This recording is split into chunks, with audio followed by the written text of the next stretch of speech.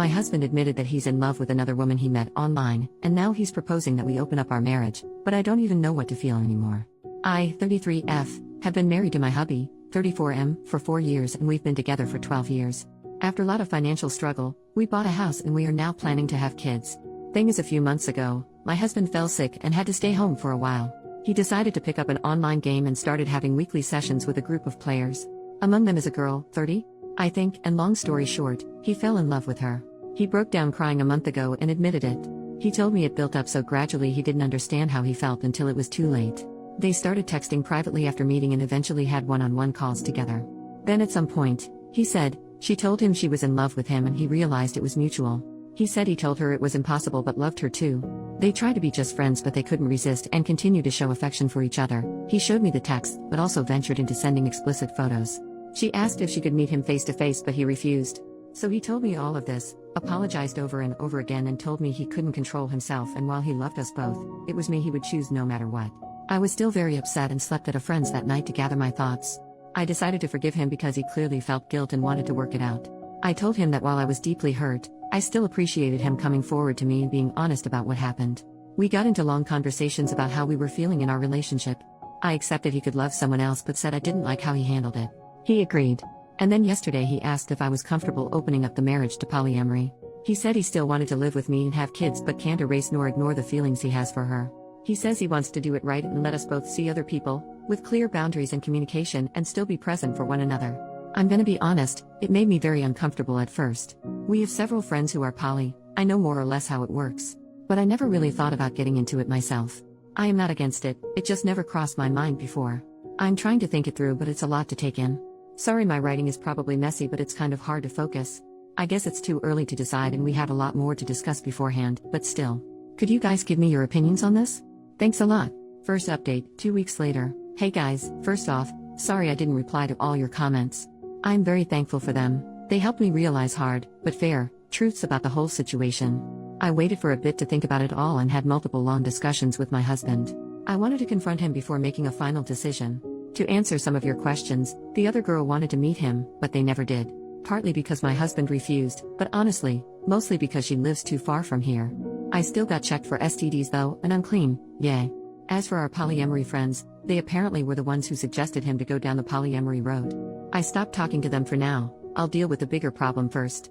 I told him his actions hurt me deeply and that while I appreciated him admitting his affair, it was still infidelity. I told him what you guys said, that turning it into polyamory was merely green-lighting the affair after the fact. That polyamory should be built on mutual trust and communication, which he already broke. That I didn't feel respected. It destroyed him. He said he already knew, deep down, but didn't want to admit it, neither to me nor to himself. We both screamed and cried a lot.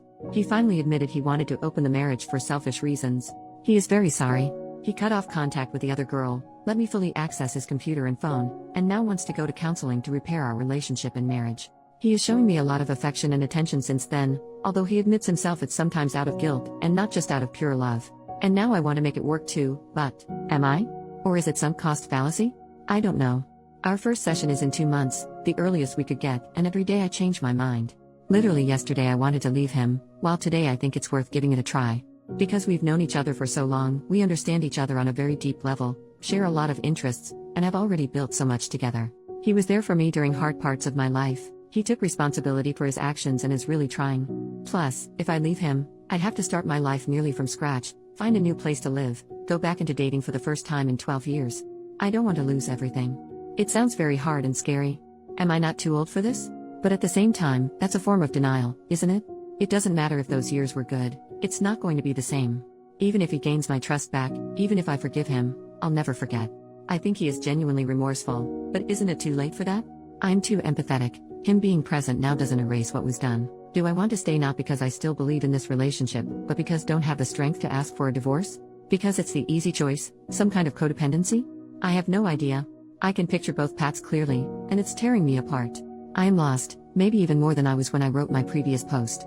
I've lost sleep and appetite, and I'm not sure I enjoy anything in my life anymore. I booked an appointment with a psychologist, for me alone, to help with this whole thing. I am sorry, at this point, I am rambling. I know I am the only one who can decide what's okay and comfortable for me or not. It's ultimately my choice and my choice only. The emotional hell I am going through just makes thinking about that choice very hard and paralyzing. I'll go to both therapies and try to see what to do from here. I'll try to update, but it's probably going to take a while. I am sorry. I want to thank you again for your support, and I am sending you guys a lot of love. Edit to add, a bit of information I should have mentioned but didn't because putting all of that into writing without omitting something is much harder than I thought. He cut off contact with her because once he told her he was married and wanted us both, she just ran away and broke up with him. There are times since then where my husband starts feeling sad or angry because of what's basically withdrawal. And for that he's smartly sensible enough not to blame me. What kind of marriage did we had before this crisis? It will sound so naive. It's my first and only romantic relationship. We were very close and basically grew as adults together. We could talk about anything and understand each other. We shared the same values and interests. What changed, I think, is that we got into a routine and he got bored. During our argument he said he was addicted to the attention the girl was giving him and that he felt I didn't show him I was in love with him enough anymore. I told him that even if it was true, he should have told me instead of having an affair. On one hand I have my faults too and I could accept this as one of them, on the other I was taking care of him and the house while he was sick. I don't think he believes it, I don't think he means it. But it makes me wonder whether I was actually a good wife for him. Even though I am not responsible for his actions. Thanks again for your support y'all. It's a lot to process but it helps me so much. Second update, 3 months later, a huge amount of things happened since then. I'll quickly summarize, it was a very, very unpleasant ride. So, soon-to-be ex-husband had an emotional affair online and tried to make me green-light it by asking for an open marriage, where we'd be allowed to have side adventures. I refused and his affair partner dumped him. He begged me to try to reconcile with him, to which I agreed while I was actually trying to prepare my exit. We both went to individual therapy, still am. We separated temporarily 3 times, but every time I came back, it went terribly. He was desperate. He kept trying to cross my boundaries, love-bombing me, playing the victim, asking to touch me even though I established I didn't want to, threatening to unalive himself if we were to divorce. I could go on and on. This made me finally realize, along with my therapist's help, a lot of self-reflection in my exchanges on Reddit, that I was in an abusive relationship, which is an important part, actually the most important part, of this update. Please look up definitions and examples of abuse, because I had no idea that what my husband had been doing all these years, even before the affair, counted as such. In his case it was psychological abuse, manipulation, gaslighting, guilt-tripping, blame-shifting, emotional blackmail. Nothing aggressive or mean. Which turned me into a very submissive partner over the years, always catering to his needs while erasing mine. I rationalized everything. It happened subtly and gradually and I was too naive to see it for what it was. His emotional affair and open marriage proposal were the natural continuity of that. Of course, the more I tried to get away from him, the more manipulative he got. Now that I was aware of it, I knew what he was doing, but fighting years of conditioning, even if you recognize it and succeed, is effing exhausting and disarming. So, earlier today, I brought a friend home to assist me. We sat down, the 3 of us, and I told my husband we were over and I handed him the papers.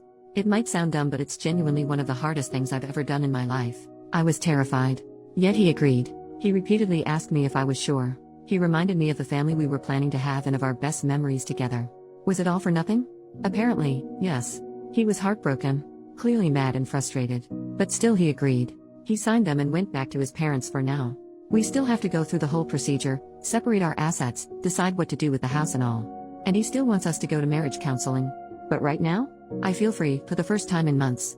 The last hours have been a mix of tears, celebration and godly, restful sleep. And I have to thank you guys again, because my first Reddit post was the wake-up call I needed to eventually, finally, get here. Better late than never I guess. Thank you so much. Lot of love to you all. New update, 3 more months later on October 27, 2024, my previous post should have been the final update. I wish. God I wish. But no, of course not. Of course it got worse, again. Screw my life. After my soon-to-be ex-husband signed the divorce papers, we went no contact, or at least, I tried to. He still sent me text messages, voice messages, and tried to call me multiple times. He even sent me a long letter full of statements such as, "I'm concerned that your mental health is deteriorating. I believe you need antidepressants to help you feel like yourself again," or, "Your trauma is understandable, but it probably makes you want to punish me by making irrational decisions, like divorce," or, "I am afraid you are surrounding yourself with questionable influences that have bad agendas. Please let me help you see it through." He claimed that the crisis was just as hard for him as it was for me. People told me he was escalating and that I should protect myself. I should have listened immediately, but I didn't react soon enough. Then he came to our street. He arrived uninvited and pleaded with me to give him a second chance. He said he wanted to be there for me and for us, insisting that he didn't deserve any of this. I started to feel distressed. He saw that I was unwell and wanted to comfort me, so he hugged me. But I didn't want to be touched. I'm pretty sure I told him no. I think I screamed no multiple times, but my memory is fuzzy. Either I misremember, or I did say no and he ignored it and didn't stop.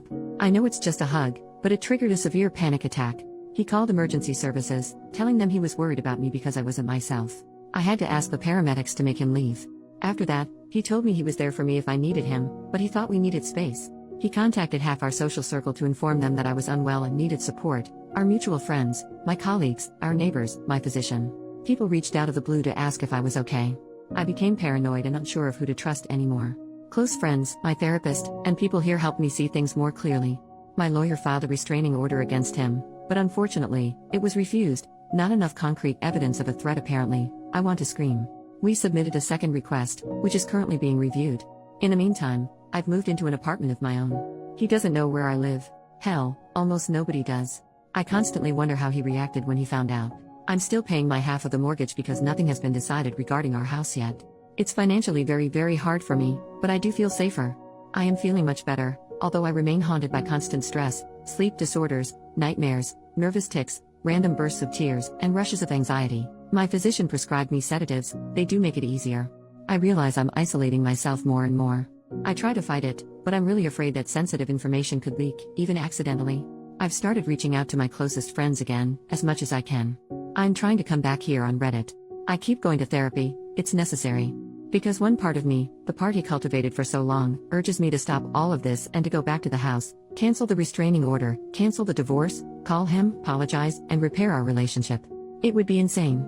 I'm not going to do that though. I do not listen to that little voice. I don't. But when your defenses are attacked over and over again, it becomes incredibly hard to reason properly. I can't wait for the divorce to be over. I just want to move on and I want all of this to be behind me. I'm sorry this is bleak. I wish I would have left sooner. I just hope this can help someone, anyone.